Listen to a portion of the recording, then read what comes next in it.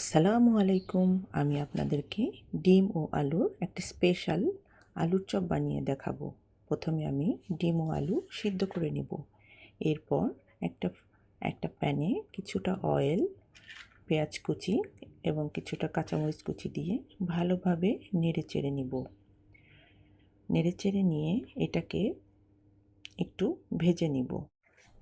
পেঁয়াজটা ভাজা হয়ে গেলে এটা ব্রাউন কালার হলেই এর মধ্যে আমি এখন 1 টিস্পুন লবণ, হাফ টিস্পুন হলুদ গুঁড়ো, হাফ টিস্পুন জিরার গুঁড়ো, হাফ টিস্পুন ধনিয়া গুঁড়া, half teaspoon red chilli powder এবং লাস্টে আমি 1 টিস্পুন চিলি ফ্লেক্স দিয়েছি এবং স্বাদের জন্য আমি সামান্য একটু চিনি এবং টমেটো সস দিয়েছি টেস্ট বাড়ানোর জন্য।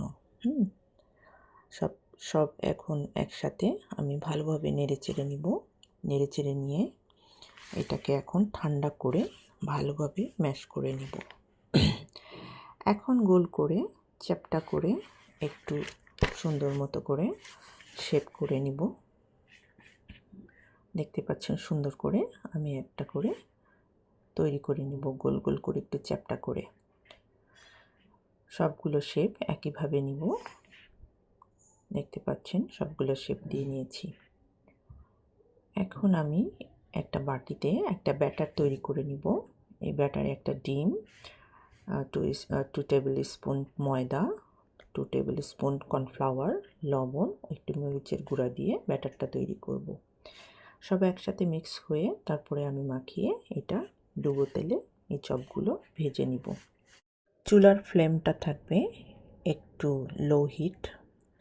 বেশি হিট দিলে এটা পুড়ে যাবে। আপনারা লো হিটে ভাজার চেষ্টা করবেন। হয়ে গেল আজকের মজার আলুর চপ।